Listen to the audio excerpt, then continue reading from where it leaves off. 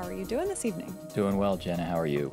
Good. Well, we're really excited to have you, and let's talk about the panel you just moderated and what you all discussed. Okay.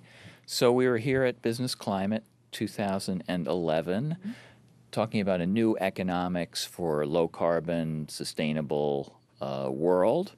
We had President Figueres, the former president of Costa Rica. We had business consultants Andrew Winston and Amy Christensen. I hope I don't forget anyone. We had author Zachary Karabell, Gypsy Rainey from the Demings Institute, and John Fullerton, who's a very interesting former investment banker with J.P. Morgan, now working with a group called Natural Capital Institute.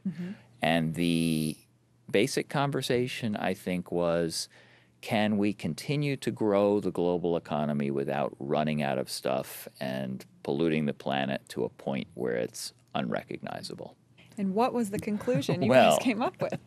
Given that big problem and an hour to solve it, I would say there was disagreement. There was more pessimism on the panel than I would have expected.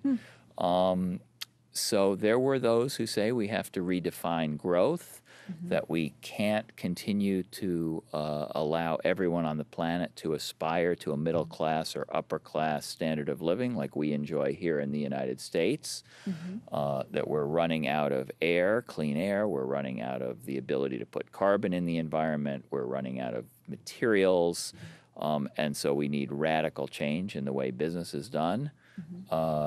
Others, I think, felt that, yes, we need to radically change the way business operates, but human ingenuity, invention, innovation will help us find a way through this crisis, and that we can continue to grow the economy, grow the global economy, and bring hundreds of millions more people out of poverty just the way we have in the last 10, 20, 30 years. It's true. The latter sounds a little more optimistic. Definitely more optimistic.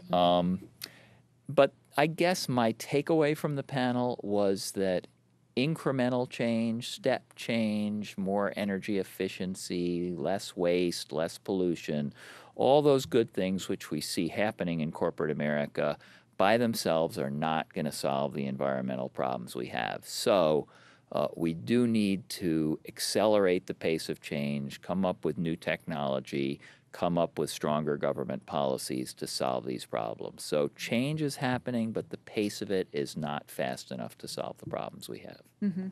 And I'd like to just briefly discuss, you're a contributing editor at Fortune Magazine, and do you focus on sustainability and environmental concerns? Yeah, I write about business and the environment for Fortune, which is my former full-time employer, now part-time employer. I also write about it for greenbiz.com, which is a site about sustainable business, and for my own blog. So this is what I do every day. Great. Well, we will look for your articles in all those places.